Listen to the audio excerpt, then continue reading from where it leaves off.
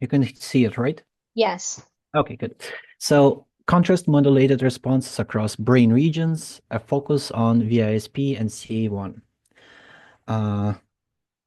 The participants are on the screen. So Abu, Arthur, Mariana, me, NIkolai, Elena, Yasaman, and our mentor, Mayank. Here are we on a map. How was the data gathered? So a little bit about the Steinmetz data set.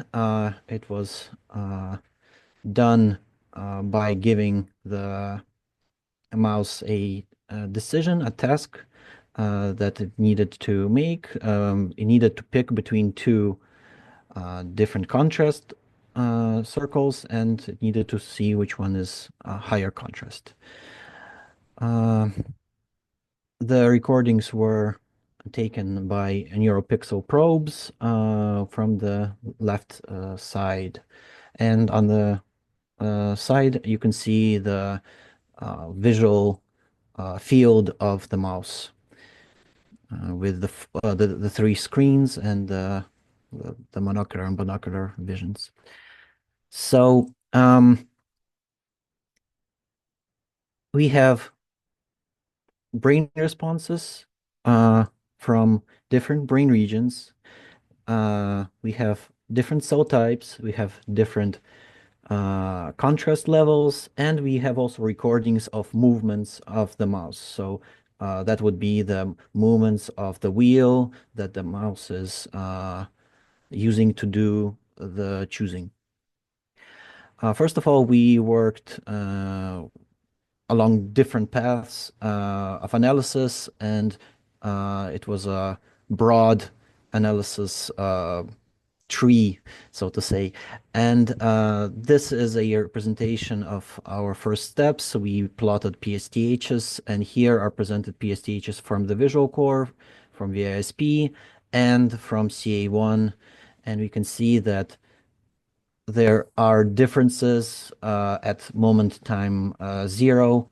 There is the visual cue being shown to the mouse, presented to the mouse, and there is high activity shown on the visual core and less activity or negligible activity presented in C1.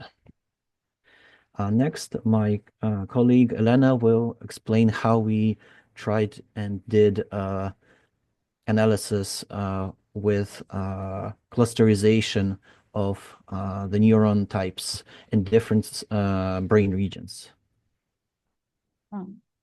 Okay, thank you, Nick.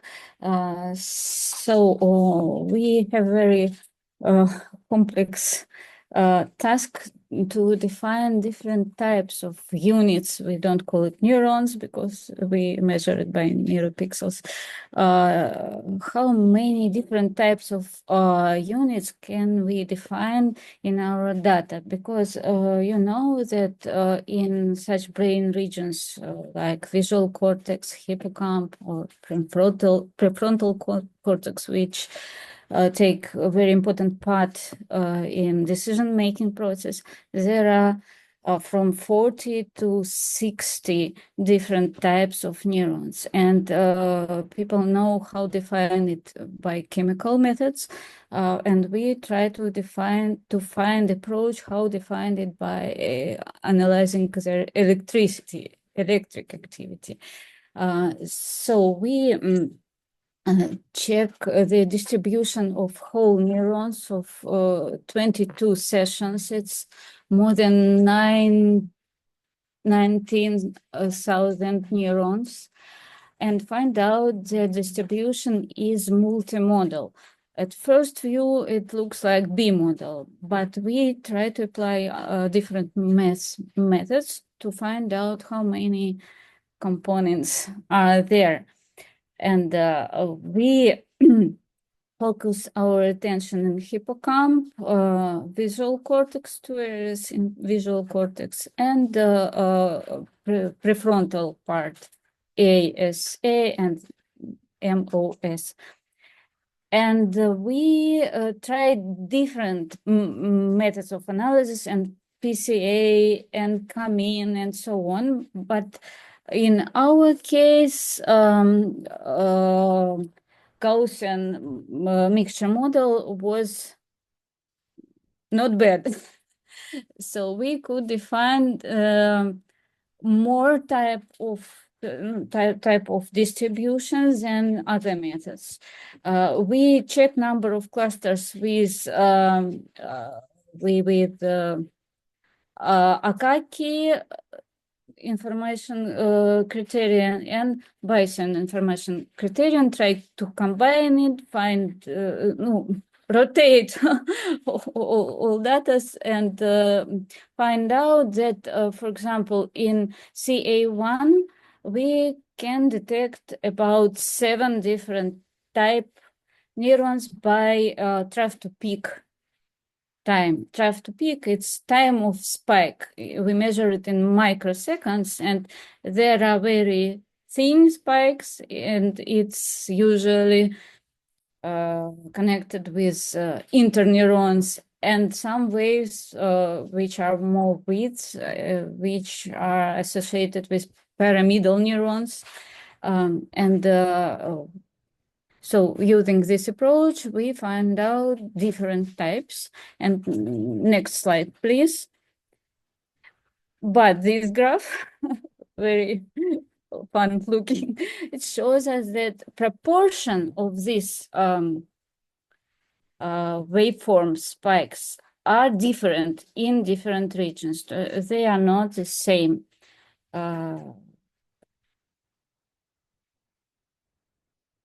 Maybe, Nick, you can add something to this Yeah, graph? of course.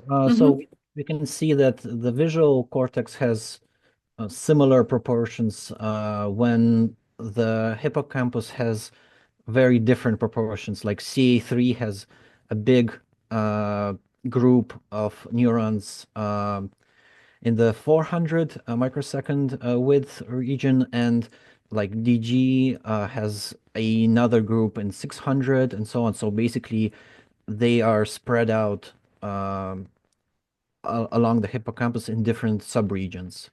So the proportions sometimes are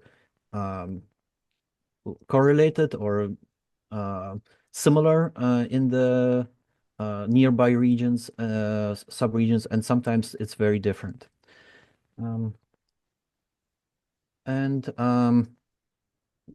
This is a still work in progress. We did the analysis with these groupings of neuronal types, but we still need to apply this further in our approaches from the others analysis we performed. One of the analysis that we did is were interested in what was the latency of the response on of the in the PSTH plot. Basically, we have a baseline for the PSTH, and at the moment 500 milliseconds, the visual stimulus is presented to the mouse, and we see a peak, and different algorithms were proposed and implemented to recognize this peak. And this peak, often the latency is described as the time at the half height of the peak. So this blue triangle. So this time delay after the stimulus to the triangle is the latency response. And on the right side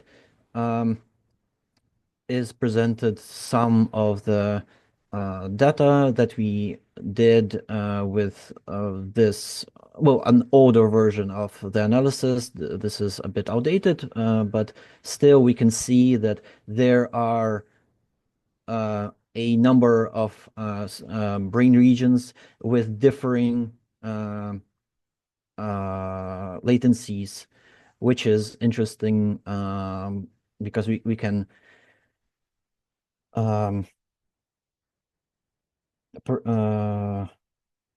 continue this idea into that the stimulus is affecting brain region after brain region, and this can be observed using this latency response analysis.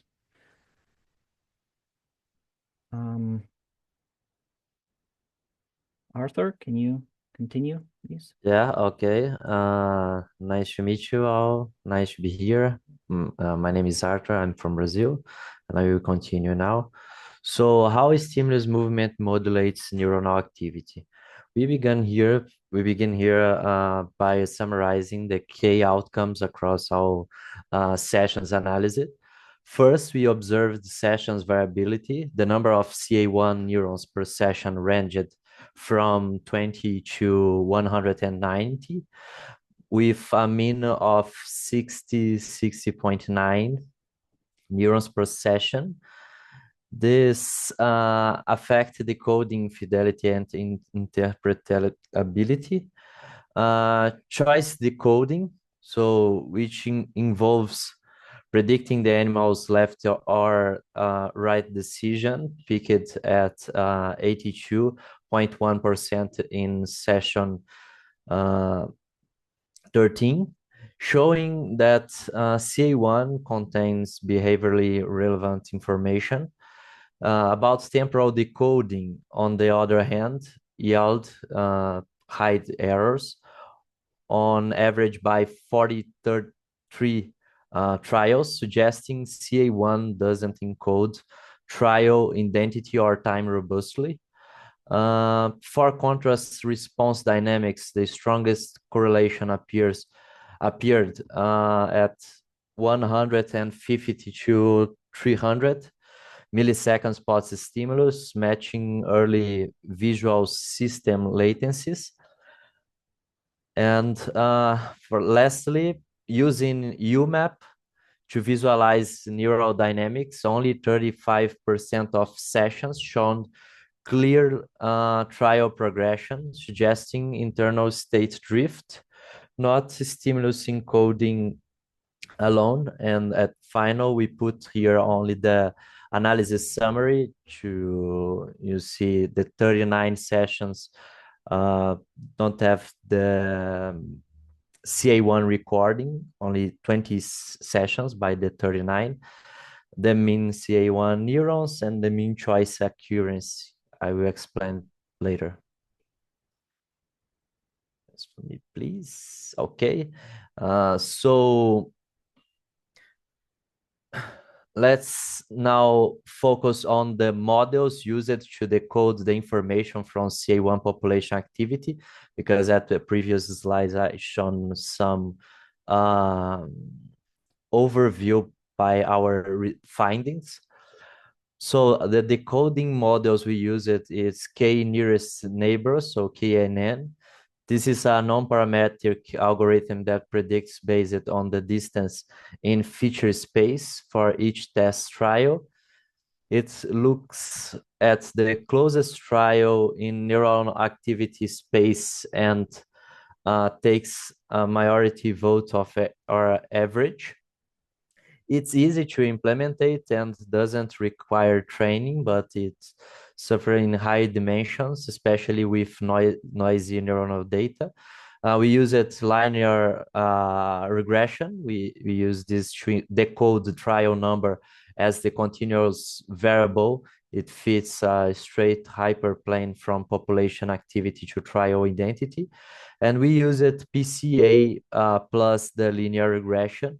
The PCA principal component analysis only to reduce the high dimensional neural data to a smaller set of principal component.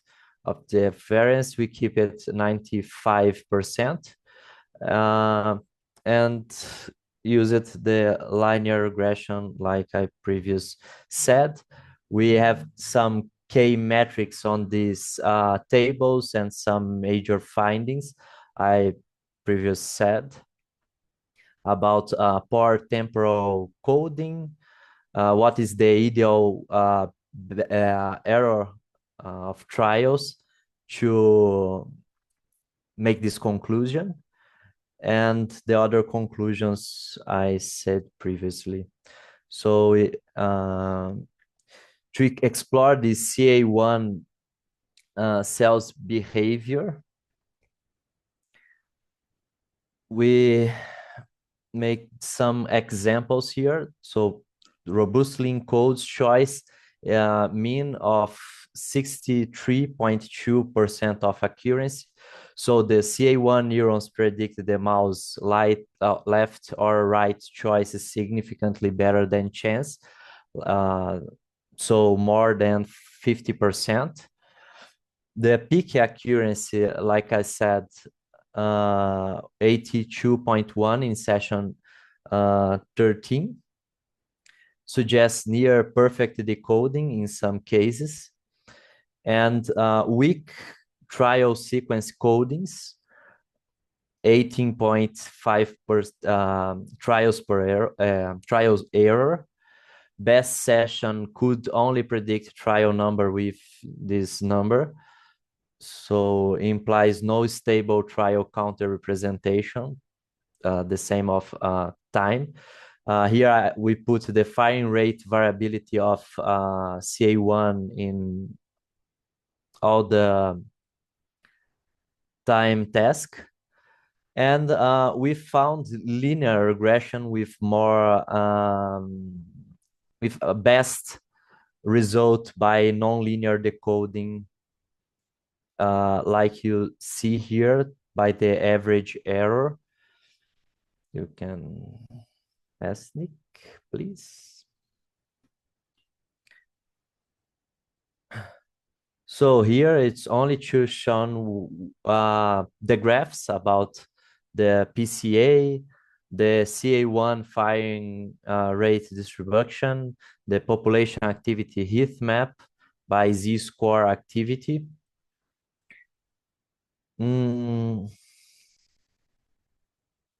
And the contrast encoding.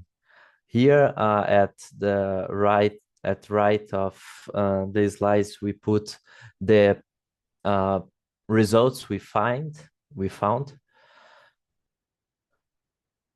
Can pass, please, because it's only to exemplify. Okay. We try a lot of different approaches. We try to find place cells in our previous analysis. We didn't put here because we couldn't find the place cells in our analysis of the in this data set.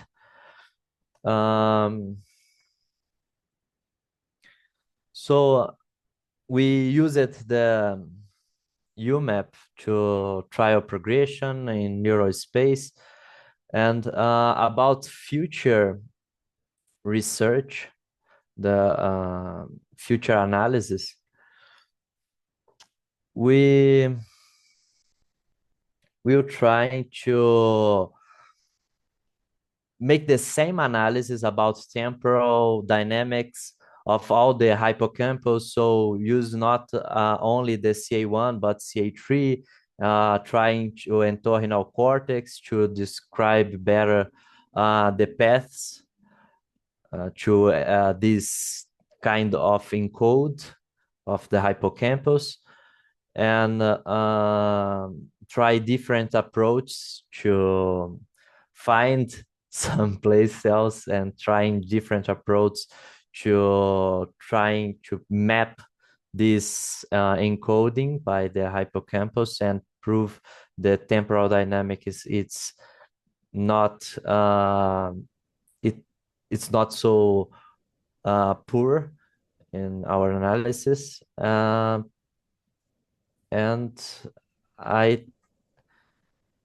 so using different filters, type of contrast, different more trial conditions, trying to combine that neuron data, clusters data, and like I said, trying to inspect the full dynamics of hippocampus with other brain areas.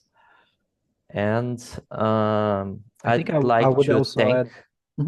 I think Okay. I also add that we would like to try different alignments, temporal alignments, because we haven't done that yet, and it's in our plans. Yeah. Yeah. As Arthur said, we want to thank Neuromatch Academy. We want to thank Emad. He worked with us half of the project, but then he had to leave. And Elena, Elaha, sorry, she was our project TA, and the project started with her working in the group with us during Neuromatch Academy last year. Thank you.